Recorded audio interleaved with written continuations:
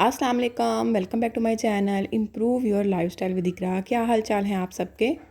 आज मैं आपके साथ होम रेमेडी शेयर करने लगी हूँ। ये जैपनीज़ का सीक्रेट फेस पैक है जो मैं आपके साथ शेयर करने लगी हूँ। ये आपके फेस को 10 साल पीछे ले जाएगा, आपको यंग कर देगा आपके फेस को। अगर आपके फेस पे फ्रैकल्स है, झुर्रियाँ वगैरह पड़ रही हैं, आपके फेस पे दाग धब्बे वगैरह है, आपका कलर डल हुआ हुआ है, तो ये सारे प्रॉब्लम्स का हल है जो मैं आपके साथ आज सीक्रेट शेयर करने लगी हूँ फेस पैक की सूरत में। तो चलिए स्टार्ट कर लेते हैं हम अपनी वीडियो को।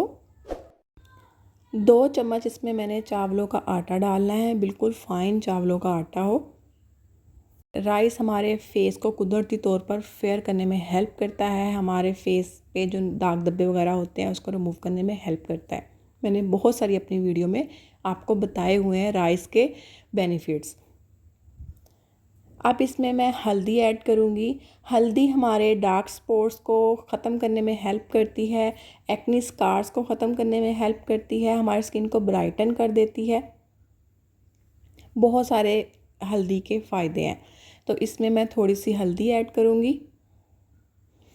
ये 2 चीज़ें इसमें ऐड होगी है। जो तीसरी चीज़ इसमें ऐड होगी वो होगा दूध। कच्चा दूध आपने इसमें ऐड करना है। जितना ये पेस्ट रेडी हो जाए उतना आपने इसमें दूध ऐड करना है।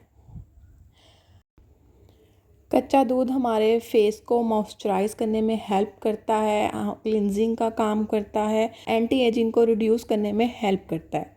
तो अब इन तीनों चीज़ों को मैंने मिक्स कर लेना है। कोई भी चीज़ मुश्किल नहीं है, सारी की सारी चीज़ें आपके घर पर मौजूद होंगी। तो चले उठे, वीडियो को देख लिया है तो चले उठे, साथ में आप भी रेडी करें होम रेमेडी और अपने फेस पे लगाएं फेस पैक और इसके रिज़ल्ट आप चेक करो खुद।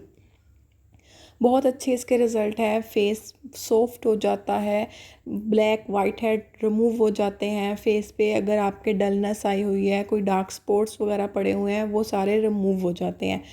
एक यूज़ के बाद ही आपको रिज़ल्ट मिल जाते हैं। तो बस ये थी मेरी आज की वीडियो। उम्मीद है आपको पसंद आई होगी। पसंद आई हो तो मेरी वीडियो को लाइक कर दें, मेरे चैनल को सब्सक्राइब कर दें और आगे ज़रूर शेयर करें। मैं नेक्स्ट वीडियो में मिलूँगी, तब तक के लिए अल्लाह हाफिज़।